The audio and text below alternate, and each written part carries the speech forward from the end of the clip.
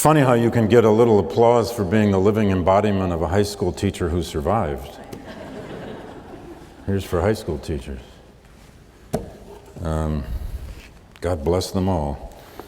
I grew up right across the lake in Michigan. It's great to be back in the Midwest.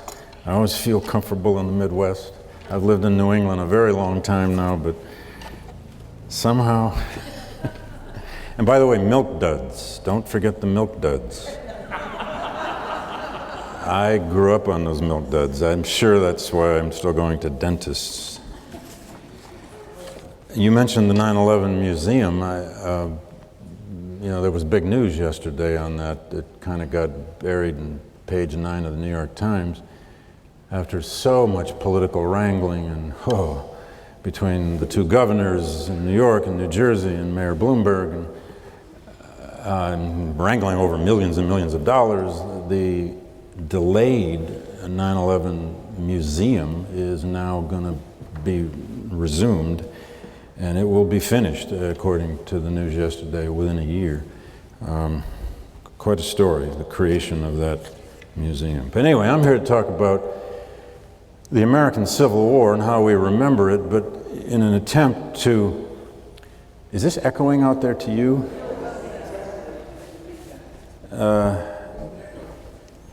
Sound people, can we do anything?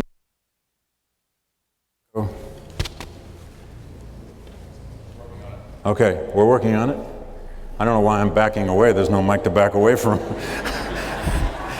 But there usually is. Anyway, in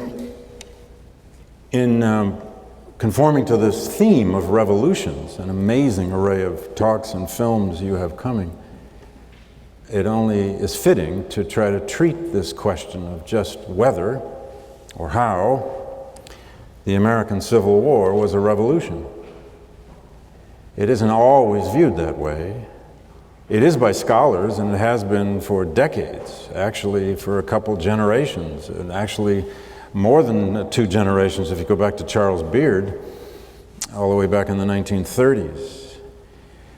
If you follow Civil War scholarship, especially the political, constitutional, social history of the Civil War era at all, you've encountered this argument, probably, that so many of us now, for many, many, many years, have come to call our Civil War the Second American Revolution.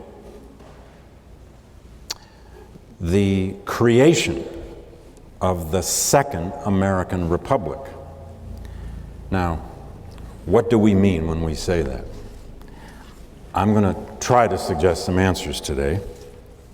I also want to just reflect with you for a moment about just what it is we mean when we talk about historical memory. Remembering and forgetting. What do we remember? What do we not remember? That's an individual problem, as we all know. Every day we know that. As we get older, and I'm part of that group now, every day becomes an issue. I know that person. I've known her for 12 years. What is her name? Where are my keys? Where is my car? What's my password? How many passwords do you have? Where do you write them down? A lost password, now you just quit. Give up life if you lose your password. You can't do anything. You can't even pay your bills.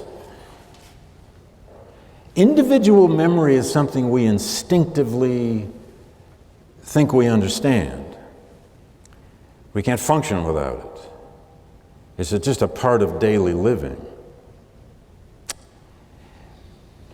Collective memory, social memory, group memory, how groups remember, is a messier subject, isn't it? Collective memory is ambiguous. It's illusory. How do you know a collective memory when you meet one? Is it any group of 3 people with a poster out on the street? Is it the members of a church? Is it a university with its songs and its symbols? That's a memory community. Is it a nation state?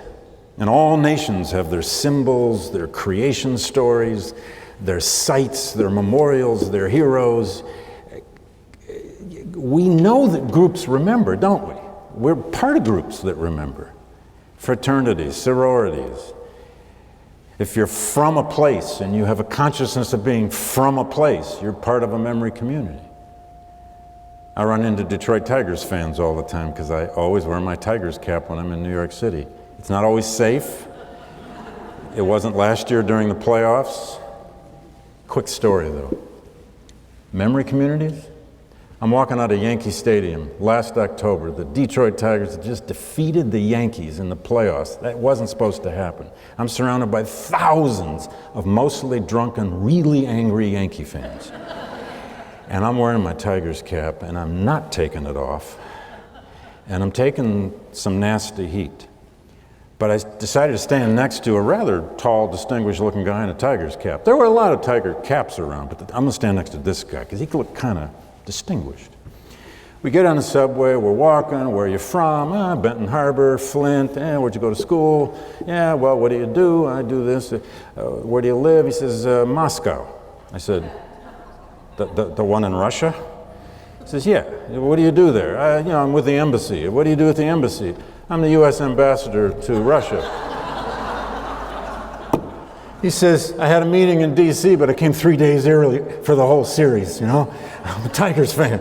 And we're just sharing old stories about that. We're part of a Detroit Tigers diaspora memory community. I mean, it seems so profane in a way, but amazing. I took his card, but of course ambassadors don't have their email on it, so I can't email him. We're struggling this year, but anyway. You know a memory community when you suddenly meet one or feel part of one. But nations remember, and it's one of the oldest problems we have in modern history, the way nations remember. And that thing we call memory is possibly the most important quality we have. One of the best things I think, just go look up a philosopher of any merit. They have all written about memory. Everybody writes about memory in a way. What is writing but the use of one's memory or somebody's memory? One of the greatest things ever written on memory is by St. Augustine in the Confessions. It's one of my favorite pieces of writing about memory ever in the 4th century. In the Confessions, St. Augustine spends about 40 pages, some of you surely know this, meditating on the nature of memory. He's worried about memory because he knows God knows his memory, which is like God knowing what you've done. But he has these passages. He calls memory the vast court, the treasury in our mind. He calls it the great chamber. And he says, no one has ever sounded the bottom thereof. And then Augustine says, memory, a fearful thing. Oh my God, a deep and boundless manifoldness. And this thing is the mind, and this am I myself. It's Augustine's way of saying, we are our memories.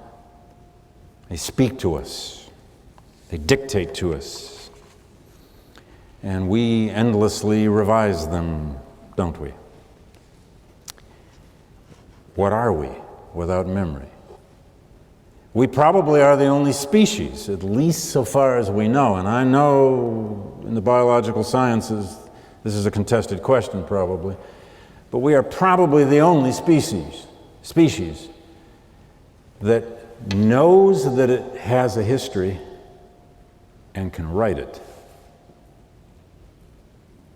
We know we have a past. Now, other animals, they have memory. God knows they have memory. Those flocks of birds that go from upper Canada to some spot on a dime in Mexico every year and then return to the same place. That's the most unbelievable act of memory I can think of. They know where to go. How do they know that? But so far as we know, they haven't written their history of it. So we're ahead of them, at least. Memory is so beguiling. Emerson wrote an essay on, Emerson wrote on everything, as you know. He wrote an essay on everything. And in his essay called Memory, he has this wonderful, simple statement. He says, we tend to remember those things which we most love and those things which we most hate. And he analyzes it then a bit about how we remember at the extremes of experience. A first love, a deep mother's love, love of country, perhaps, love of God, or hatred. How much human action, how much human experience is the result of the problem of human hatred and memory? Then there's William Faulkner, who, there wouldn't be a William Faulkner without the burden of Southern memory, the burden of the memory of slavery, the burden of the memory of the Civil War in the South, the burden of the memory of race. There wouldn't be a Faulkner, there wouldn't be a William Penn Warren, there wouldn't be a whole slew of great Southern modern writers if it weren't for the problem of memory. Faulkner has a short line in his novel called The Hamlet, and he puts this sentence in the mouth of one of his characters, who says, "Only thank God men have done learned how to forget quick what they ain't brave enough to cure." Can't cure that problem? Just don't know what to do about that problem? Don't want to face that problem? Forget it. Look away. Look away. Find a way to get around it.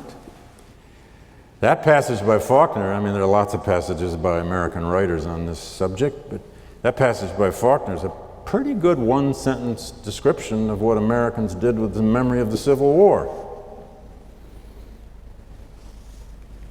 Can't solve it? Find a way to forget it. Or Mark Twain. You knew I was going to stick Twain in here somewhere, as only Twain could. Twain warned us about the problem of memory.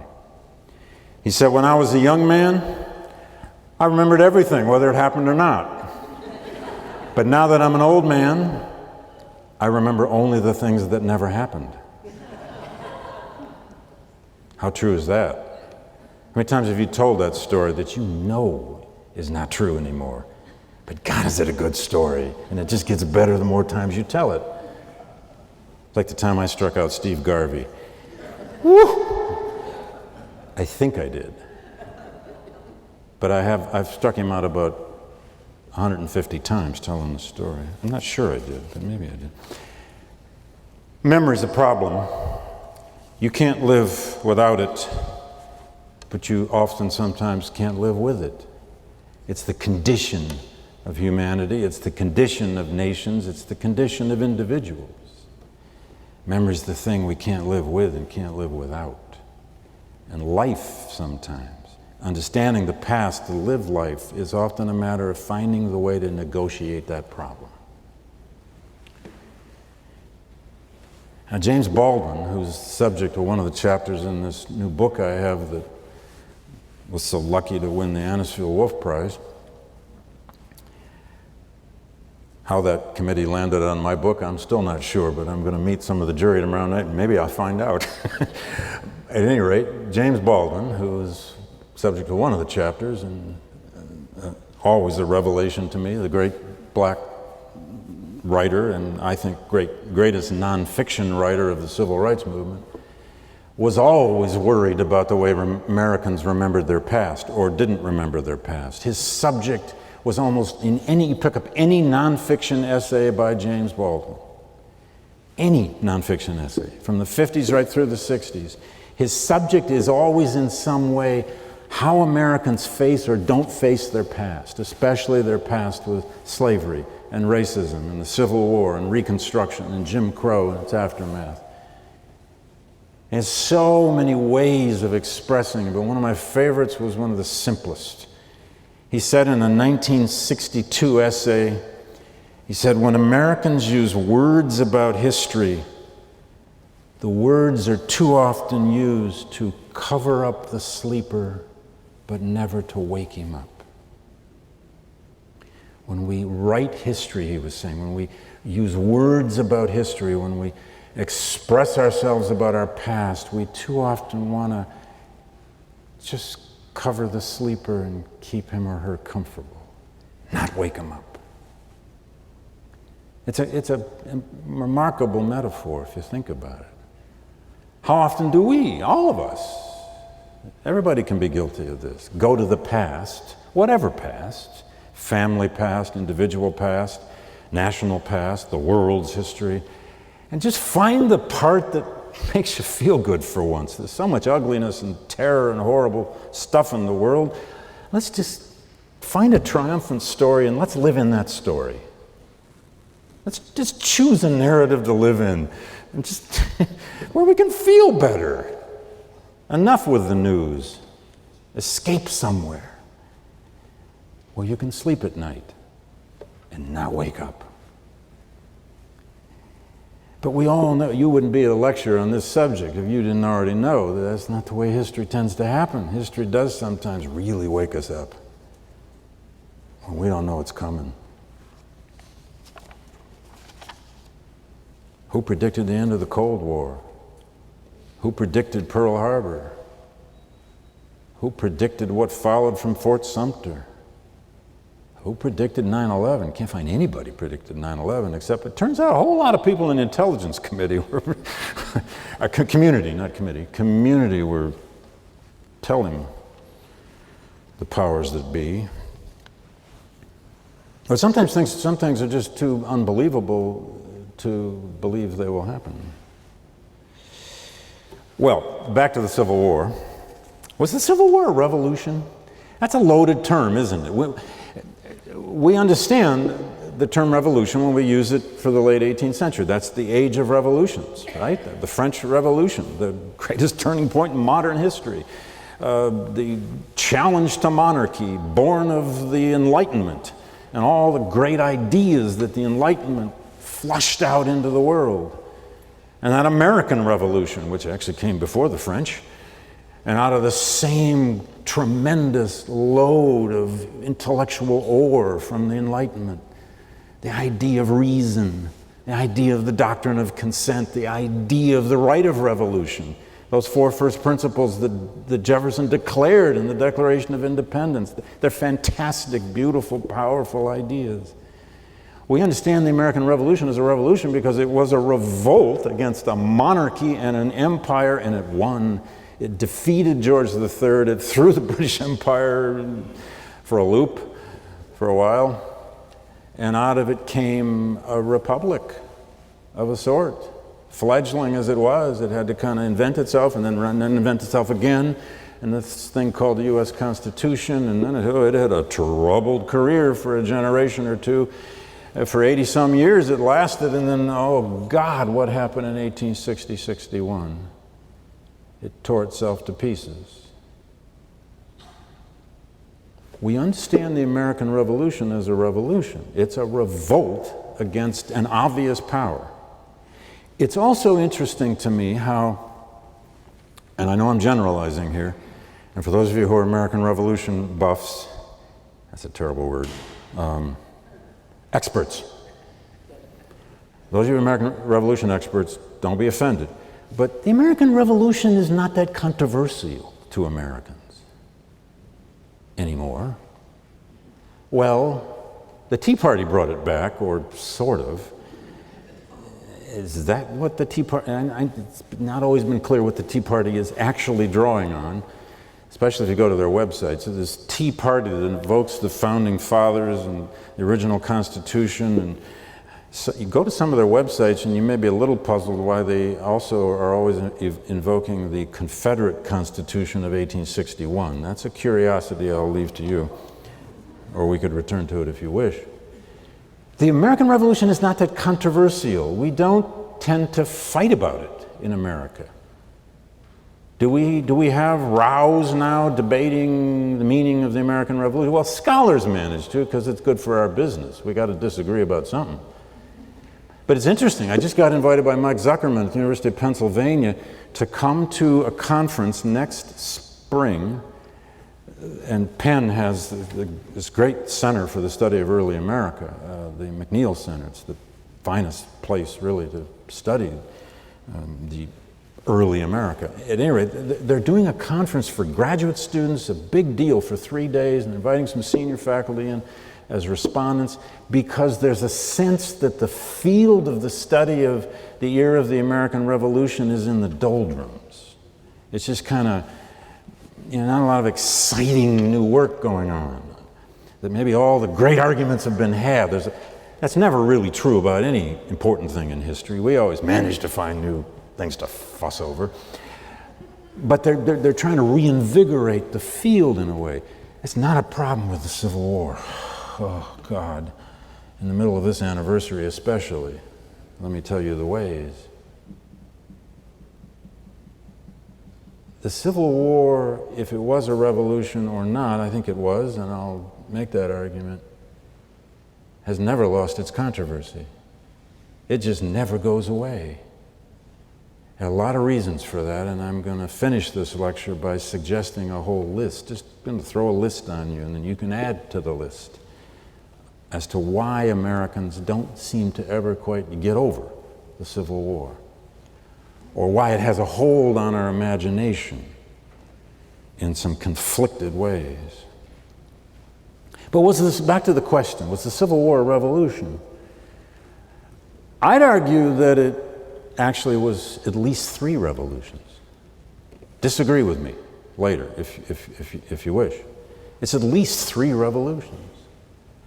The first is secession. If the secession first of the 7 states of the Deep South, and then after Fort Sumter of 4 more slave states of the Upper South, leaving the Union and forming an independent government on their own, if that's not a revolution, I don't know what could possibly be one.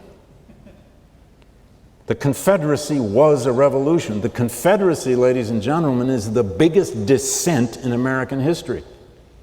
We've had a lot of dissent in our history. No one's ever done that again, at least not yet. Texas is always, moaning out loud about wanting to secede over something, to which some of us often say, bye. Until you saw that young Hispanic mayor last week at the convention. Whoa, wait a minute, Texas is not a monolith by any means. Anyway, well, you know that.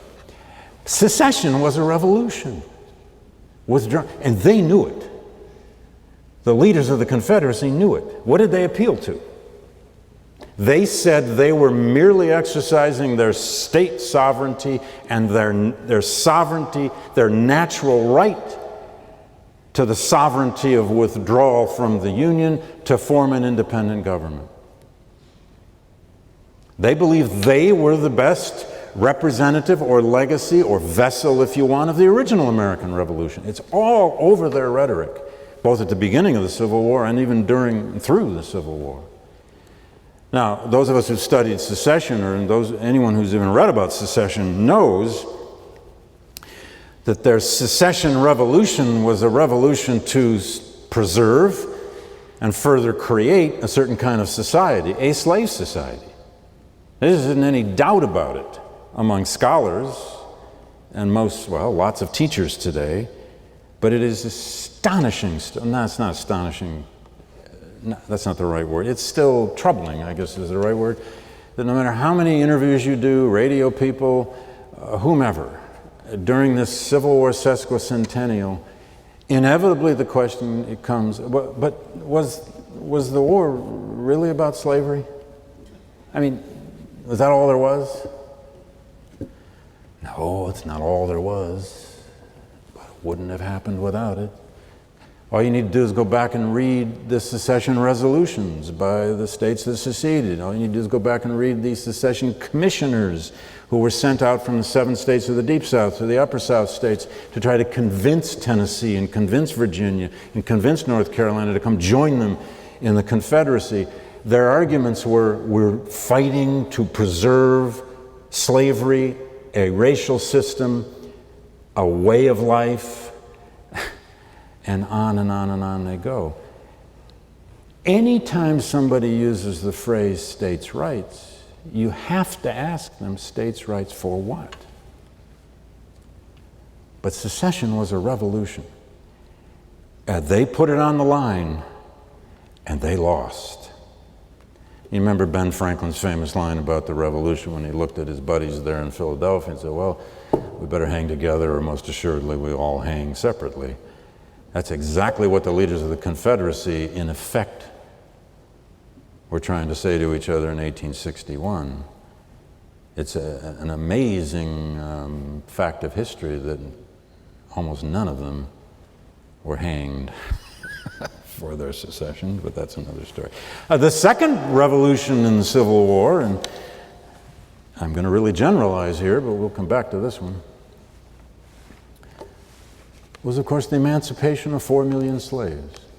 The way in which the Civil War went from a limited war, which is what both sides wanted in 1861. Both sides wanted a limited war. If there was going to be war, they wanted a limited war. As Lincoln so famously said in that most amazing of all presidential speeches, though the shortest, the second inaugural, he said, everyone wanted a result less fundamental and astounding. He said he himself had not wished for a remorseless revolutionary struggle. His words. By the way, you know, there are more book titles plucked out of the second inaugural than any other American text. I mean, I'm surprised there hasn't just been a book called And Lincoln. It's just amazing, you know, a result less fundamental and astounding. He didn't want a remorseless revolutionary struggle. Well, who would? What happens in remorseless revolutionary struggles? Wide-scale bloodshed, transformation of societies. Revolutions sometimes cannot be controlled, and revolutions always, always, always have counter-revolutions. But the way in which a war of limited aims in 1861 and even into 1862, and I don't have time to go into all the details of this, became a war on one side to preserve the Union, and a war on the other side to establish Southern national independence, how it became within a year, really, a year and a half, a war to destroy slavery on one side and preserve it on the other. The liberation of 4 million slaves in a bloody, chaotic, complex, suffering process from the beginning of the war to the end of the war is arguably the greatest revolution the Civil War brought about, because every other revolutionary element of the Civil War flowed from it. Without emancipation, no 13th Amendment, abolishing involuntary servitude forever. Without emancipation, no 14th Amendment, the Equal Protection Clause, written by a great Ohioan, John Bingham. I'm going to come back to that in a second. And without emancipation, no 15th Amendment, the Voting Rights Amendment, which, yes, was limited and the product of compromises and meant only male suffrage, but what a beginning. And that's the third revolution. The third revolution that came out of the American Civil War was the transformation of the U.S. Constitution. And all the possibilities, at least, of the reinvention of a second republic truly redefined. Think back to a speech you all knew, or all know, or knew at some point in your life. You've all heard it, read it, or seen it on a placemat in a restaurant, the Gettysburg Address. What's Lincoln's argument in that speech? What does he actually argue in the Gettysburg Address? You can hear the words, and you can hear the poetry in your head, but what's he actually arguing? 77 years ago, our fathers brought forth on this continent a new nation, dedicated to the proposition, yada, yada, yada. But what's he arguing? He's saying on that day, as he looks into the unburied graves of so many hundreds of soldiers in front of him in that cemetery in Gettysburg, many of the graves are still wide open. They haven't even been put in the ground yet. They're establishing what will become the first national cemetery. He's saying, my fellow Americans, as hard as it is to face, the first American republic is being buried. fourscore-and-7 years ago? 80-some years ago in the late 18th century, our fathers brought forth on this continent a republic. That republic is dying in this war. It wasn't good enough. It wasn't well defined enough. And what does he say next? He says it has to be a rebirth. Rebirth is the central metaphor of the Gettysburg Address. That piece of poetry isn't just poetry, it's an argument. Now, he didn't have it figured out yet. I mean, Gary Wills wrote that book, Lincoln at Gettysburg, 15 years ago now, where he over-argued that, Lincoln was, what did he call it? Re-revolutionizing the revolution, and I don't know. I mean, he gave Lincoln so much credit there at that moment, as though Lincoln knew the rest of American history. Lincoln's a smart guy, but he didn't know the rest of American history, and he sure as hell didn't live to see it. But rebirth, we have to redefine. We first have to win this war, he says, and then we got to redefine it. And he actually mouthed the word equality. He didn't know where that idea was going. He wasn't even sure he knew where he wanted it to go. But in his own way, with subtlety, he was saying, it's the fall of 1863. It's well after the Emancipation Proclamation. It's well after he has ordered the Union Army and Navy to liberate slaves wherever they go. He's saying, this republic's being redefined in the blood of this war and in the emancipation of the slaves. The Gettysburg Address is a statement of the nature of the Second American Revolution. That Second Revolution is codified in the three great constitutional amendments. Let me focus just for a moment on that 14th Amendment. And I promise to give you my list of all those reasons why this event still has a hold on us. But I want to give credit here. I haven't had a chance to quote John Bingham in Ohio. I've been quoting him here in Hinder and Yon, and high schools and places, but not in Ohio. You ever heard of John Bingham? You see, I think John Bingham should have a statue in Statuary Hall in the Capitol Dome. He's the author of Section 1 of the 14th Amendment. He was a congressman from a county in southeastern Ohio. He was a very important Republican at the time. He was part of the tribunal that tried Wirz, the commandant of Andersonville Prison. He was also on the commission that investigated the assassination of Lincoln and the other attempted assassinations. He was a deeply respected, moderate to radical Republican during the Civil War, a Christian evangelical. He came out of that Western Reserve, here it is, that Western Reserve, Ohio, abolitionist Christian tradition. It formed him. He wrote what is to this day, other than the Bill of Rights itself, the most important language in the Constitution. He gave us the umbrella we live under. It's Section 1 of the 14th Amendment. But I'd almost guarantee you, I don't know what tiny percentage of Americans not only have ever heard of John Bingham, but could even tell you what the first section of the 14th Amendment is. Actually, let me read it. It's been much in the news the last couple of years. All persons born or naturalized in the United States and subject to the jurisdiction thereof are citizens of the United States and of the state wherein they reside.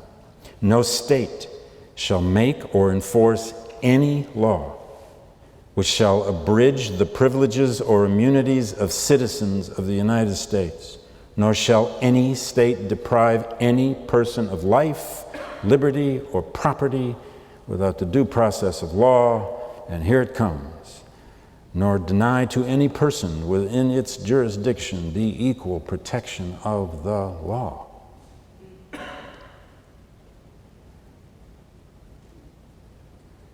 That phrase is like hearing Beethoven in American jurisprudence. That phrase is like a passage from the Sermon on the Mount. You take equal protection of the laws out of our Constitution, and this society flies apart. We're not doing so well as it is, but we would fly apart. And as many of you know, there's been a whole bunch of people in recent years who wanted to repeal birthright citizenship because some Mexican mothers were having remember, the anchor baby issue? Mexican mothers having babies in the United States, they then leave the baby as an American citizen because they're born in tiny numbers of people. Good politics. Really bad morality and really bad law. That passed the U.S. Congress in the spring of 1866. It was ratified by 1868. It became a condition of the readmission of the 11 Confederate states back into the Union. If that's not revolutionary stuff, I don't know what it is. But listen to another passage from our man John Bingham. I'm going to give him his due here. This comes from a speech he makes on the floor of the Congress, January 25th, 1866, in debates over how to fashion a citizenship amendment. I mean, the reason they're having this debate, remember, is there are 4 million people who've just been freed from slavery. Now, what are they? How do they get defined? What rights will they have? Will they have civil rights? If so, which?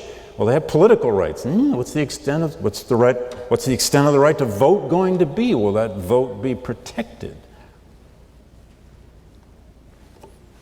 Bingham led this campaign in the Congress. Does he have a statue in the Ohio State Capitol? Work on that. Come on. Just one passage. This is John Bingham arguing for the Equal Protection Clause on the floor of Congress, January 1866. Just one passage.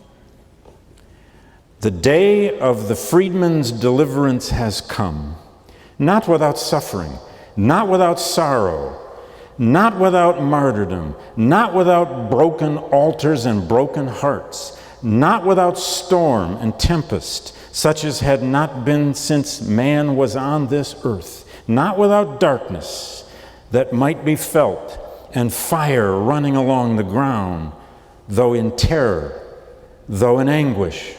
The day has come, and all are free in the republic by the sovereign will of the whole people.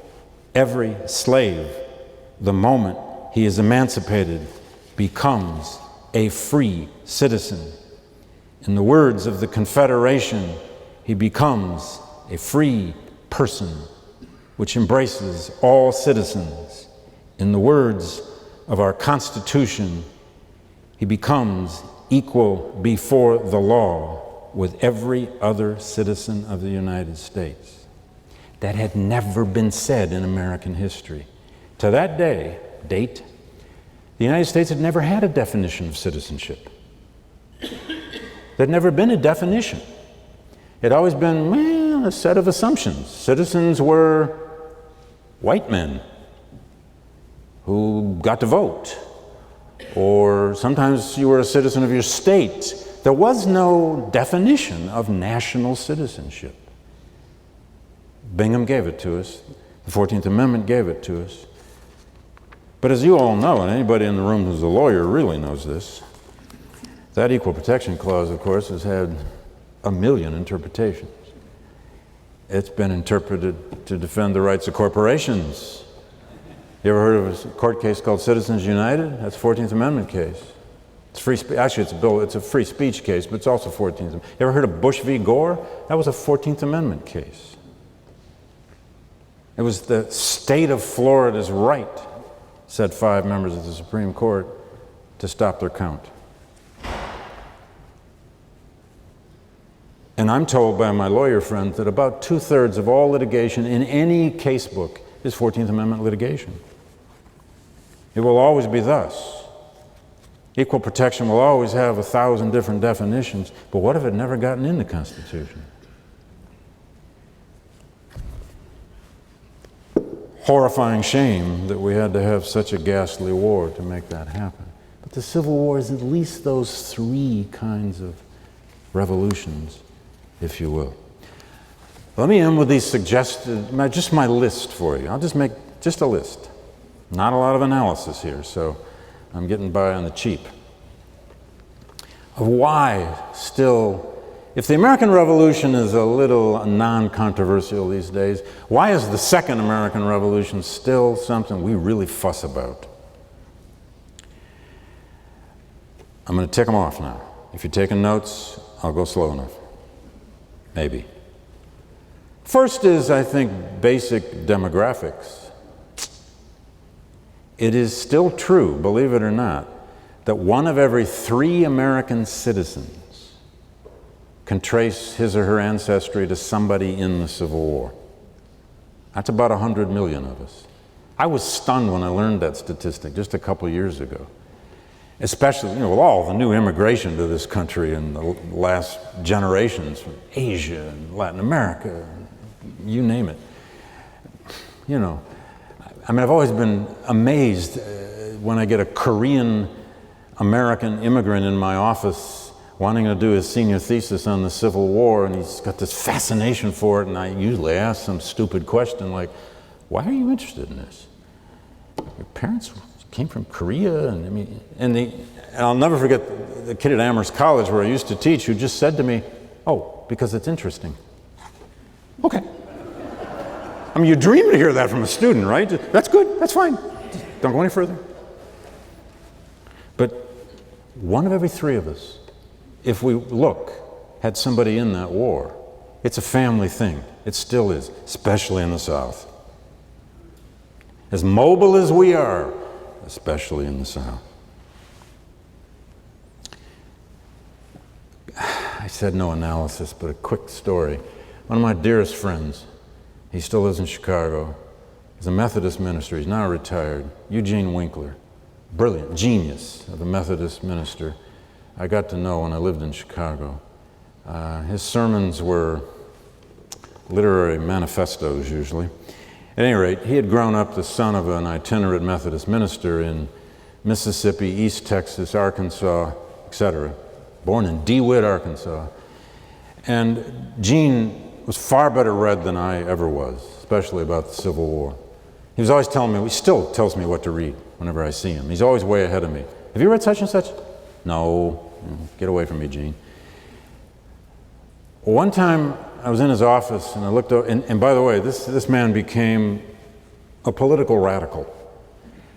Trained at Union Theological in New York and pastored most of his life around Chicago, always involved in race relations, civil rights, but very much a Southern boy.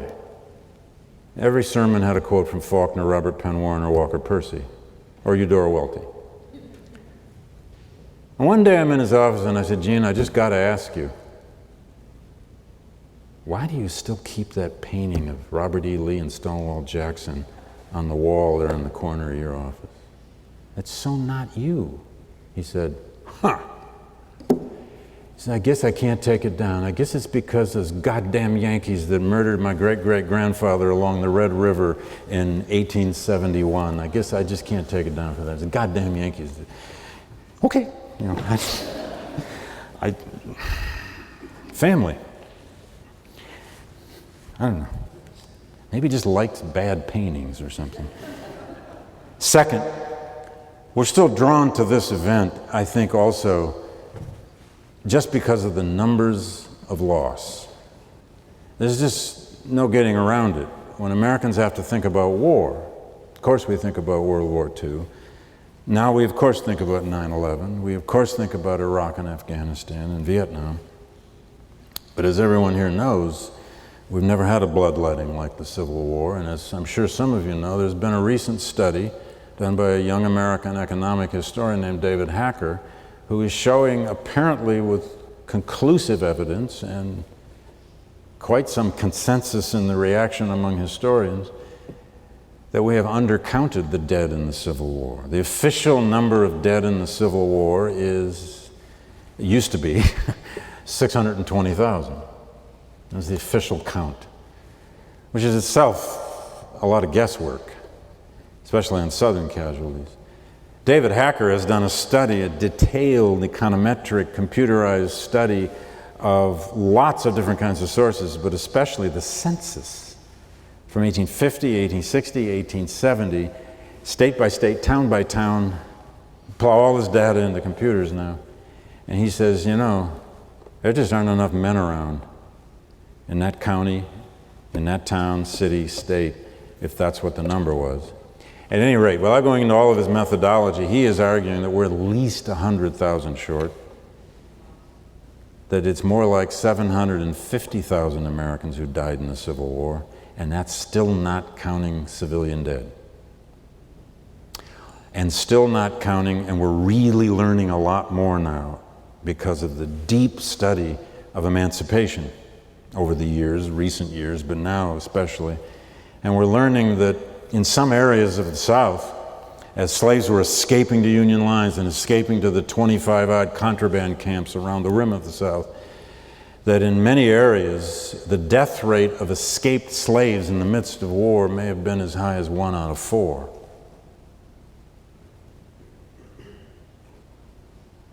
If you take that number, if you just took the number of 620, let's take the official number, and you bring that ahead to the era of Vietnam, the 12 official years of the Vietnam War from 60 whatever to 74, per capita, from the 1860s to the 1960s, the United States would have lost almost 5 million people in Vietnam.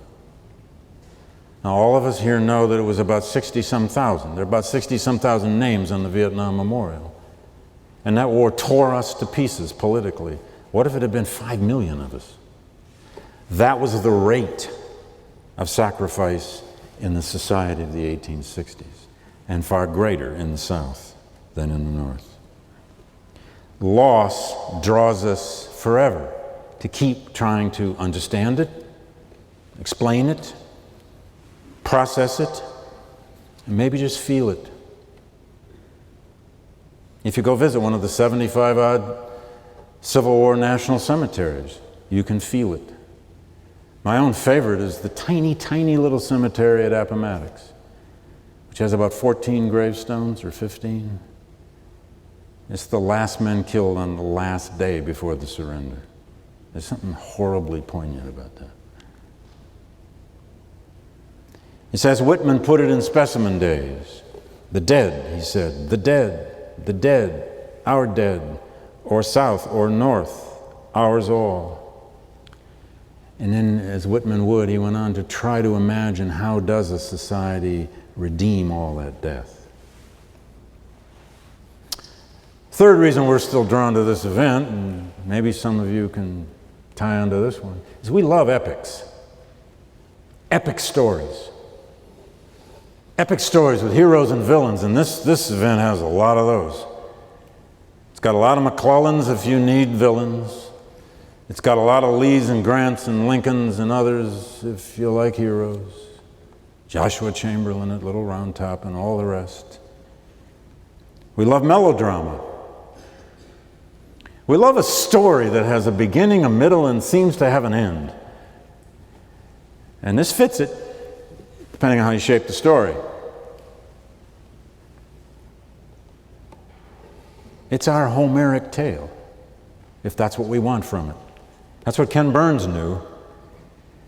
If you went to the shower every morning after watching Ken Burns' film series the first time, humming the Ashokan Farewell as though you thought you were humming a 19th century song that actually was written in the 20th century, but who cares?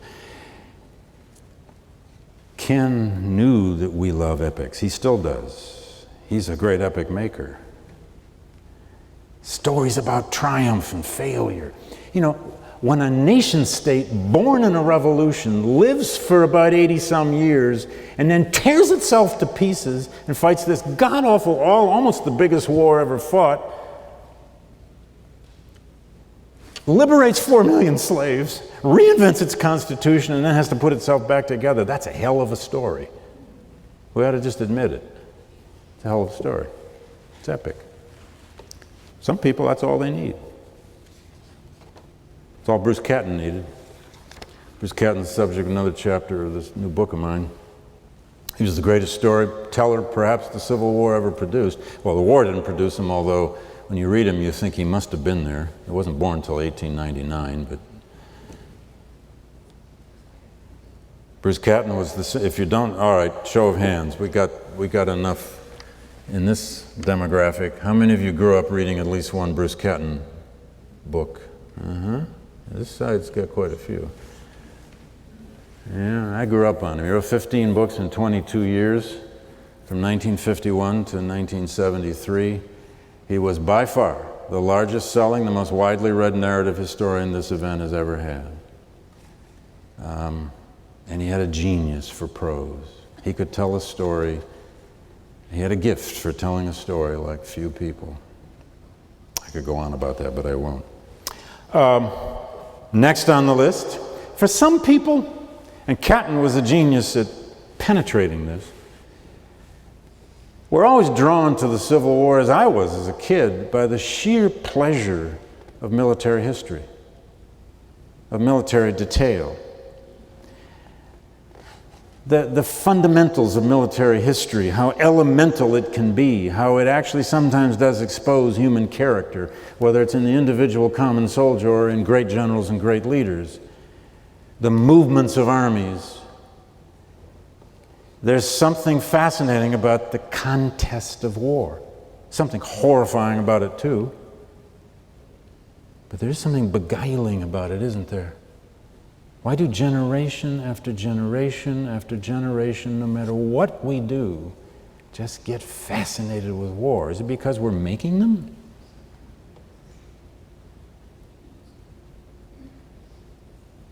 And next on the list, we're drawn to this event because we probably were taught somewhere in school, we've read somewhere in a book, we've heard in political rhetoric, that somehow the Civil War is where a modern America was born.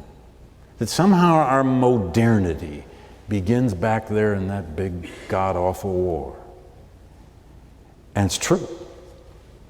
But what's modern about it?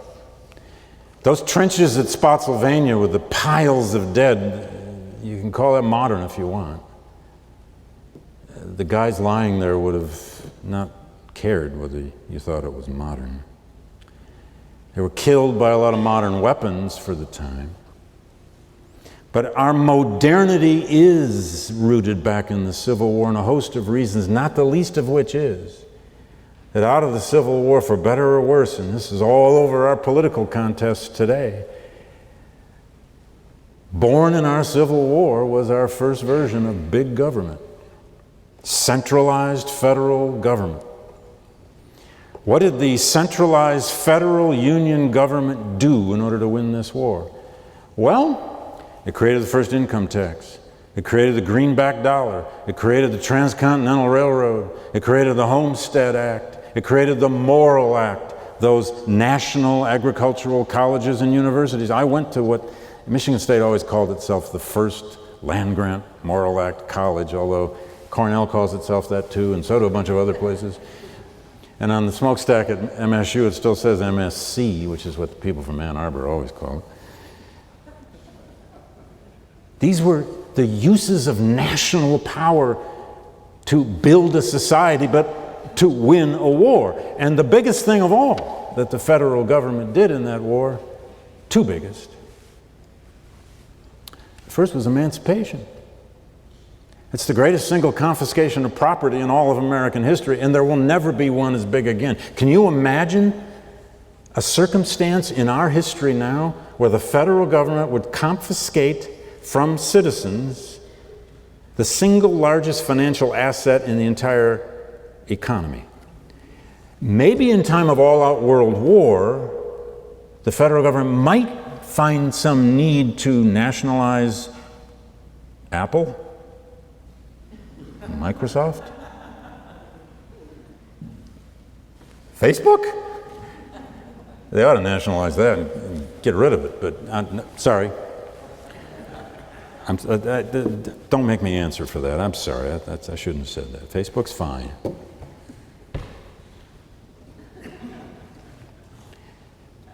And the other great thing, a great or huge thing federal government did is it created a war production system. The War Mobilization Board or agency created by the federal government to engage all those contracts between the federal government and private enterprise to build guns and weapons, to make shoes and uniforms and all the material of war. As I always say to my Yale students, there we are in the Connecticut River Valley, I always try to show them how the gun factories and the shoe factories and the clothing factories of the Connecticut River Valley won the Civil War. They don't get it until they go out and look at all those empty old gun factories in New Haven, and they, oh, yeah, that's where they made all those Winchesters and Springfields. The largest single employer in the United States by 1864, other than the Union Army, was this war production agency of the federal government. It had over 100,000 employees. That's big government. And sometimes when I hear our debates about big government, government's horrible, government's terrible, yes, there are ways in which the government can get too big, but which war do you not want to have won because you don't like big government?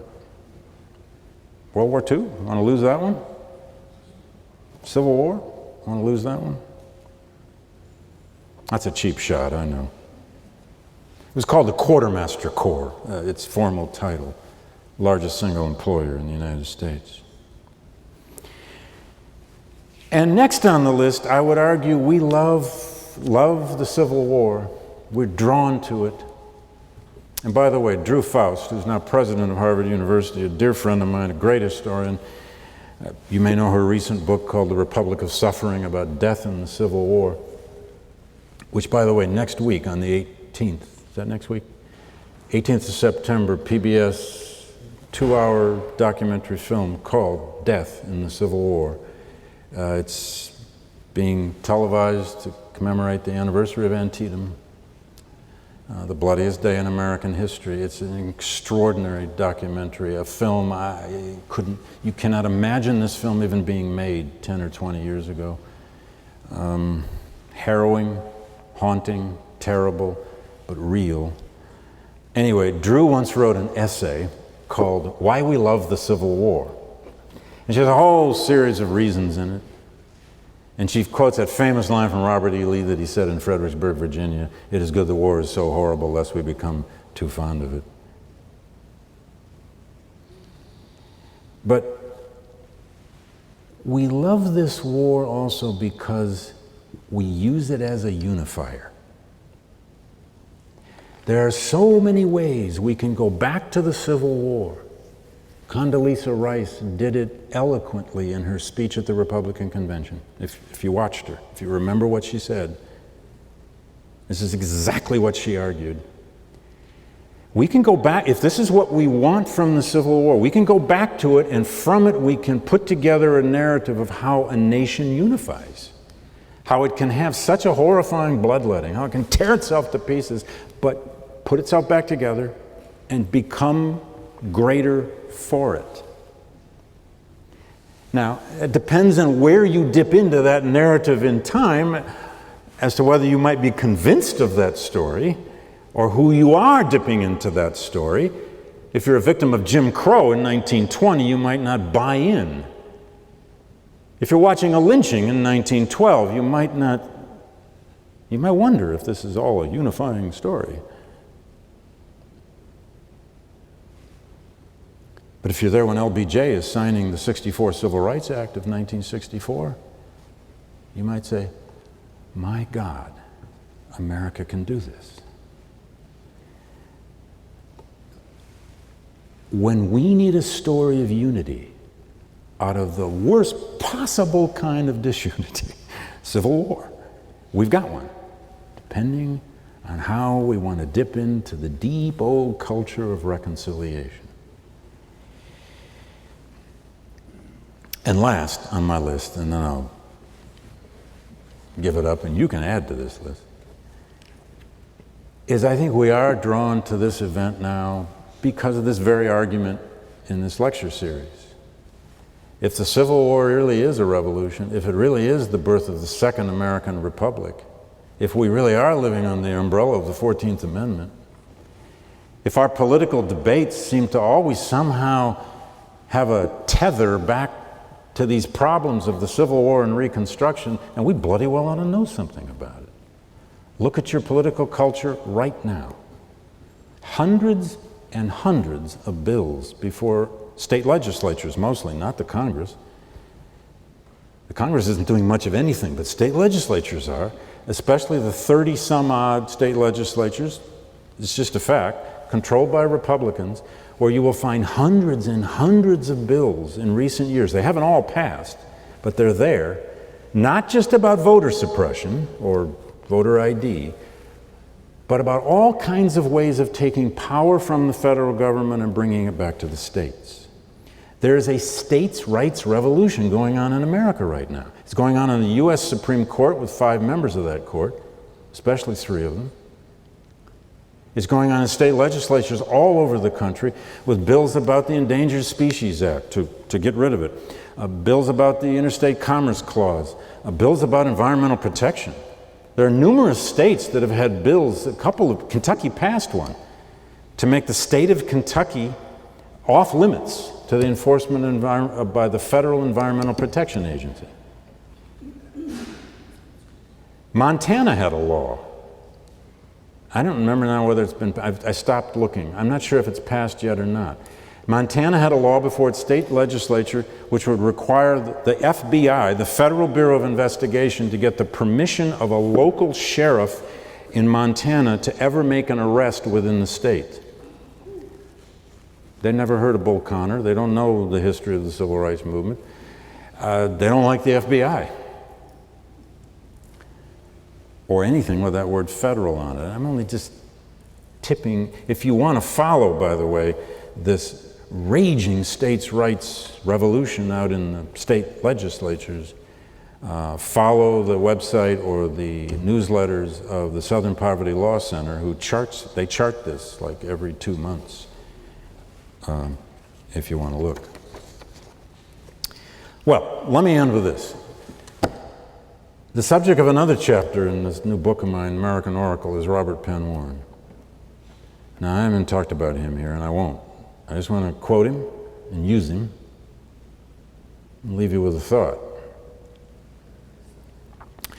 Robert Penn Warren was, of course, a great Southern writer. He was born in Guthrie, Kentucky, 1905. He grew up at his grandfather's knee, Gabriel Penn. His grandfather had been in the Confederate Army, Confederate veteran. He had rode with, or is it had ridden? Ridden, thank you. I'm just a kid from Michigan. So. He'd ridden with Nathan Bedford Forrest for 2.5 years, and that carried a lot of meaning in the border state region, and some of you know why. But old Gabriel Penn lived into the early 20th century, and little Red Warren would spend every summer out on his granddad's farm, about 15 miles outside of Guthrie, sitting at granddad's knee, hearing granddad's stories of the Civil War. His grandfather would read poetry to him. He read Byron to him.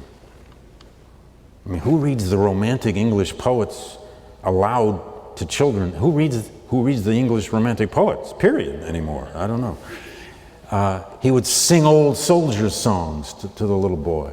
And so Warren grew up just imbued with this lost cause, deep Confederate tradition. He said, the Civil War was, quote, soaked into my soul. And it was a particularly Confederate set of legacies that were soaked into his soul. Another time Warren said, the Civil War became the, quote, emotional furniture in my mind. Now, some of you may have the Civil War as your emotional furniture in your mind, too. I have that problem, too. It didn't come from my grandfather, though. Warren, of course, was a boy genius, poet, and part of the fugitive writers at Vanderbilt. Gets out of high school when he's only 15, and wandered off to LSU and wandered off to England, couldn't stand academia for quite a while. wanted to be a poet, was a poet, a pretty good one, and then became a novelist. And I'll spare you all the stops, except All the King's Men, which I still think is one of the 2 or 3 greatest American novels of the 20th century. If you haven't read All the King's Men, it should be a requirement of U.S. citizenship. It's my one beef with the 14th Amendment. I don't think you should have citizenship without reading All the King's Men. It's the greatest novel about American politics, but it's also a great Civil War novel. At any rate, Warren lives long enough, of course, to be there during the centennial of the Civil War. And by then, he'd won the Pulitzer in poetry and the Pulitzer in fiction. And he gets asked by Life magazine to write an essay in 1961 for the anniversary of Fort Sumter. They wanted a long essay, and he did. It was called Legacy of the Civil War. It came out as a book. Some of you know it. I think it is it's still in print. It is the place to begin if you have an interest in understanding our collective memory or the memory of the Civil War. Actually, he gets a letter while he's writing it from Jerry Korn, who's the editor of Life magazine. And Korn says to Warren in the letter, "Dear Red, now what you have to do in this piece is and this is at the peak now of the centennial celebration of the Civil War, all this blue-gray celebration going on. And Korn says to Warren, Red, you have to explain the attraction of this event. Attraction is the word he used. How do you explain this? Why are we so obsessed with this event? And Warren writes back. It's a private letter. He writes back and says, well, I guess because we think that war made us so great, we're like the dog sitting looking at the icebox. We just can't take our eyes off it. Dog looking at the refrigerator. What's in there? There's something in there. And then there's a passage right near the end of Legacy of the Civil War where Warren says, I quote, "The Civil War draws us as an oracle, darkly unriddled and portentous, of national as well as personal fate." Fate. Oracle. Draws us. What is an oracle? Well, in the Greek sense, it's a place, right? It's the place we go for wisdom, the place we go to ask our questions, the deity that might explain to us who we are. James Baldwin once said, history itself is a terrifying deity. Be careful what you ask of it. But if Warren was even partly right, that for Americans the Civil War is our oracle, our event we go to explain ourselves, to understand ourselves in almost any moment, what you might think about is, where is that oracle? What is the oracle? Your Civil War oracle might be a text. It might be Lincoln's second inaugural. It might be your favorite book. It might be a Jim McPherson book. It might be one of Whitman's poems. It might be Martin Luther King's I Have a Dream speech, especially the first 14 minutes and not just the last 3 minutes. The first 14 of which is all about the 100th anniversary of emancipation in the Civil War. Your oracle might be Stone Mountain in Georgia, or your oracle might be the Lincoln Memorial. Think about when you've been at the Lincoln Memorial. Do you ever walk up into the Lincoln Memorial, especially when it's crowded? Groups of 7th graders, groups of Russians and French and Chinese and Africans visiting, looking up on the walls at those 3 speeches, and in various kinds of languages there's somebody trying to translate what the words mean. I was there once on a hot summer day, places jammed, all these languages being spoken, and I just wanted to scream. I wanted to shout and tell everybody to shut up! And then I was going to somehow explain to them what it meant. Sure I was. Because they were standing in the oracle. And I wanted them to know what that rebirth metaphor meant. I wanted them to know that passage, remorseless revolutionary struggle, meant. Of course I didn't. I just walked out and left them be.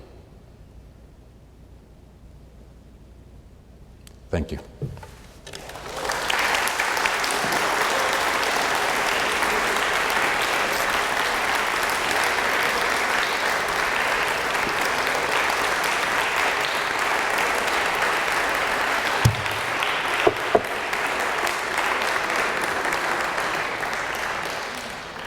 you have to leave for dinner, please do.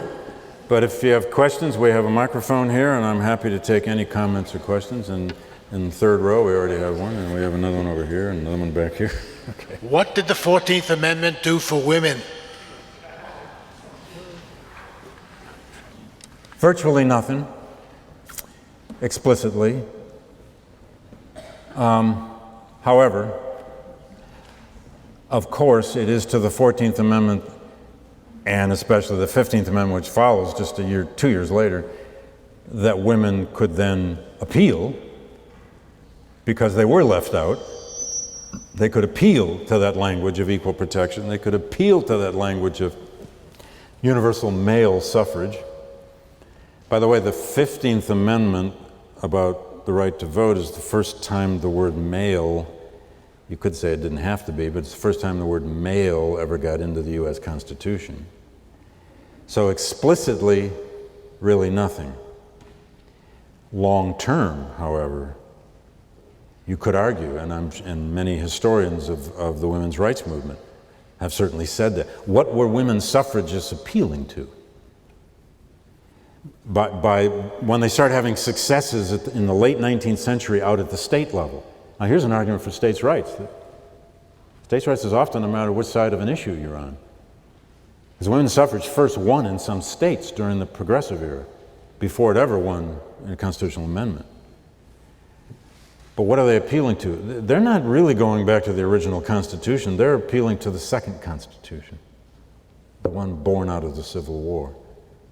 They're appealing to the founders, if you want, of 1866-67, the John Binghams, and not the founders of 1787.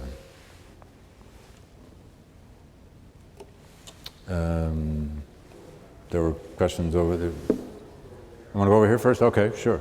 Oh, the mic, go where the mic is, right. I was wondering if you've followed at all the recent work by Ta-Nehisi Coates, who is a blogger and writer for the Yes, he's become a good friend. Oh, wonderful then. Then you would, actually, this is a good question then. There seems to be, from my point of view, and once again, it's not as informed, obviously, as some, a lack of interest, not only specifically in the North, and maybe an ambivalent feeling about memory with the Civil War as opposed to the South, but within the African American community especially.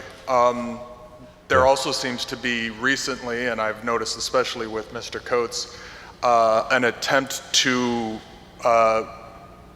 bring back the active role of enslaved and freed, and eventually the freedmen in the war, and an attempt within the black community today to sort of reappropriate that history for themselves moving forward. I was just wondering if you could comment at all upon that. Okay, sure. It's a great question. He's referring to Ta-Nehisi Coates, C-O-A-T-E-S. Ta-Nehisi is a hyphenated name. He's a blogger and a writer for Atlantic Magazine, and now many other places too. He's been doing columns in the New York Times, etc. Ta-Nehisi is still quite young African-American writer, journalist, who grew up in Baltimore. He has, among other things, argued, as you've said, that black Americans collectively have tended not to be drawn to the Civil War, to Civil War memory in the ways perhaps that I was outlining here, or have not been drawn to the war itself in all of the romantic and fashionable ways that over generations the white Americans have. And he, if you read any of his pieces, he goes back and he talks about his own youth, of growing up, interested in history, although it took him a while in his own education to get that interest in history, and just assuming that the Civil War, that's not about black people. That's for white people. It's about the blue and the gray. It's about the Union and Confederates. And he talks about going to Civil War battlefield sites when he got really interested in it, and wondering, has anybody here ever heard of slavery? Black soldiers, what the war was about? Now, when Ta-Nehisi started visiting Civil War sites, the National Park Service was already beginning to tell the story of the black experience and the black soldier in slavery to a greater extent than they ever had before, and that's now at least 20 years and counting.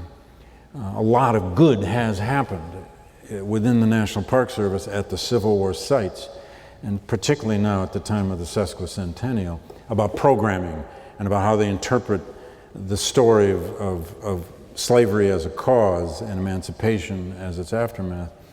But Ta-Nehisi really does have a point, because if you look back at the history of the battlefield sites, or for that matter of Civil War popular scholarship and history, it for so long tended to be the story of, Lee versus Grant, or the blue and the gray, which was Henry Steele Commager's title of his book, his famous Civil War book, huge bestseller. It wasn't really until the movie Glory, if you can believe it, which came out in 1990. That's how recent. You know the movie Glory, about the 54th Massachusetts, the famous black regiment? Millions and millions of Americans actually learned that there were black soldiers in the Civil War from that movie. They didn't even know it before. Now, part of that is the fault of schooling and education, and we need to remember that those of us in this room tonight are interested in history, but not everybody is. I'd encourage everybody to follow Ta-Nehisi Coates if you can online, his blogs. I didn't even know about him for quite some time until people started emailing me and saying, "You got to start reading this guy Coates because he's talking about your books." Oh dear. And he was, and now we've met and had lots of conversations, and we had him at Yale last spring on a panel and so on and so on. I mean, his point is as you know, is obvious, that this story is every bit as much, if not more in some cases, deep at the heart of the African American experience in America. It's just that the Civil War that got written, got commemorated, became fashionable, was saleable, was celebrated, was not a war about slavery, not a war that included emancipation, and not a war that included the aftermath, much less the black soldier. Let me give you a quick example. I mentioned that I have a long chapter on Bruce Catton in this new book. Bruce Catton was, make no mistake, a great narrative historian and a racial liberal in his own way for the 50s and 60s, but he just didn't know much at all about black soldiers. And one day in about 1959, he'd already written about 6 books by then, and I believe it was in response to a book called His Hallowed Ground, but I may be wrong. He gets a letter from a guy who had just written a book called The Sable Arm, a guy who taught at Kansas State University. It's a fine book, it still is. It was published about 1956. It was the first modern scholarly book about black soldiers in the Civil War. He wrote to Catton, Mr. Catton, I love your work. You are a marvelous writer, but you don't seem to even be aware of all those black troops in the war by 1863, especially 64, especially with Grant's army. And Catton, to his credit, wrote back and said, you're right. What should I read? I don't know about that. And this is a man who devoted his life to this subject. It's easy for us today to think, well, why didn't they know this back then? I went to see Glory with a colleague of mine at Amherst College, who I will not name, a brilliant colleague. We actually collaborated and co-edited an edition of W. Du Bois' The Souls of Black Folk. I may give that away, I hope not. But we went to see Glory together with our wives, and we're walking out of the theater, and this is a man with a PhD from Yale and a BA from the University of Chicago, and he's a philosopher, he's not a historian. He says, David, just one thing I want to know, did they fabricate all this 54th Massachusetts thing? Shaw, this character, is he kind of invented in this film? Whoa. I said, Bob, let's go have a drink, Sorry, man, but a lot of the film is true. Some of it's not, but anyway, he didn't even know about it. Let's have one more question and then we'll wrap, Lee. On this side, wherever the mic is. Okay, real quickly, I think one of the biggest changes of the Civil War was the institution of the draft. And roughly 10 to 15% of the Union Army was African American. But the one question I really wanted to ask is the effect that the Civil War and the massive casualties had on uniting the Union, basically from New England and the Midwest and all the other states, where after the Civil War, we were one nation, where before the Civil War, we were half a dozen different regions with different interests. Are you asking whether the sheer scale of sacrifice served to ultimately unite? Well, in a way, yes. I mean, in my book called Race and Reunion, half the book is really about this. The spirit of reconciliation, if you like, is rooted right there in the challenge of burying all the dead, of the mutual problem of this scale of death and sacrifice and loss. So sure, in the collective mutual experience of such a ghastly problem of mourning, there is the potential of a spirit of unity. However, that's not all it takes, at least after this Civil War. I think you were also making the point that before the Civil War, the United States' regions, its states, you know, Ken Burns has that moment where he has Shelby Foote say in the film series, before the war it was the United States are, after the war it's the United States is. We went from an are to an is, which is a wonderful phrase. I'm not sure it says as much as Shelby thought it did. But there is something to that, the sense of becoming a nation in the wake of the war. Now that's a different matter for so many white Southerners. There's so many white Southerners who want nothing to do with being part of, you know, the Yankee nation if they can help it. But for a lot of Northerners now, you know, you had so many thousands and thousands and thousands of young men who saw the country, saw the South, traveled far and wide, saw what nations could do. And you know, you're right about the draft. Both sides. Actually, the Confederacy created conscription first, very small scale, and then the Union government did too. The first actually, there was a brief draft of a kind in the War of 1812. Apparently, I'm not. It was so tiny it didn't really matter. But the draft and the income tax. Just think of those two. But you know, only, what is it, 6-8% of the Union forces were actually in the end draftees, but it was a hopelessly unfair system. You could buy your way out with bounties and so on and so on.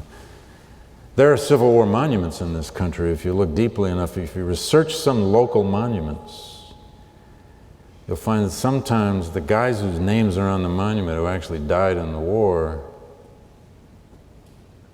were paid to go by other people of more means who lived through it. There's a whole class story on some of those monuments that you never know unless you do the research. You want to take one more? Sure. There are a lot of what-ifs about the Civil War. Yes, there are. Anybody has written speculatively what would have happened if not fought the Civil War. If we had not fought it? So the Lincoln administration lets the South go, yeah, which could have happened. If Stephen Douglas had been elected, could have happened. You know, at the time of the centennial, the only way counterfactuals are fun because they don't have answers. But one way of thinking about it is actually Life magazine, in its early years, did a whole special issue on this at the centennial. It was in 1961. Actually, Catton It was either that issue or a different issue. Catton wrote his Legacy of the Civil War piece at the same time. Anyway, Life magazine does a whole big special issue on the Civil War, and its feature was, what if the South had won the war? Not had the war not happened. They took up the question, and as you know, there were many points in the war when its outcome could have been decidedly different. What if Lee does win a major victory in the Antietam campaign? What if Lee does seize Philadelphia? What if? What if he wins big at Gettysburg? On and on and on. Life magazine had Woodrow Wilson freeing the slaves in 1914. I mean, it's so hokey. But what you really need to see, though, there's a documentary film about this.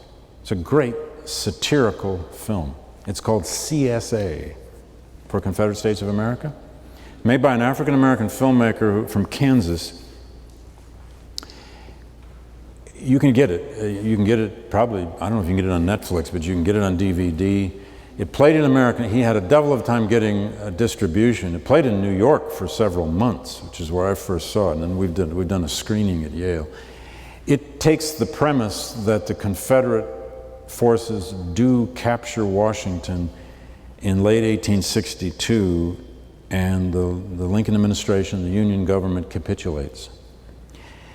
And the Confederacy takes over Washington, D.C., and the United States becomes the Confederate States of America. And then they spin the story out right through time, well into the 20th century. It seems bizarre, it seems wacky and crazy, but there are aspects of it that will rivet you. When I saw it at a theater in Greenwich Village in New York City, during the first 15 minutes or so of the film, people were laughing. Yeah, right. By about 20 minutes into the film, nobody was laughing. The United States became a white supremacist nation into the late 19th century, into the 20th century. Most black Americans were all trying to escape to Canada. There were raids by groups called John Brown Societies from Canada into the United States trying to liberate black people. Lincoln lives, he's not assassinated. He escapes to Canada. Anyway, the United States declares neutrality during World War II and becomes a kind of quasi-ally with Hitler, and on the story. But the best part of the film, he does commercials. Every 15 minutes there's a commercial. Each commercial he invented out of a real product from American history from 1865 right on up to the present. Tobacco, a tobacco called nigger hair, for example. You get commercials for, there's motor oil that had Mammy on it, and on and on and on. He takes real products from real time in American history and makes commercials about them all. Those parts are priceless. It's a brilliant use of satire on a subject that's very hard to deal with. CCSA, it'll make you, perhaps, since you're from Cleveland, probably make you glad the Union won that war, I suspect.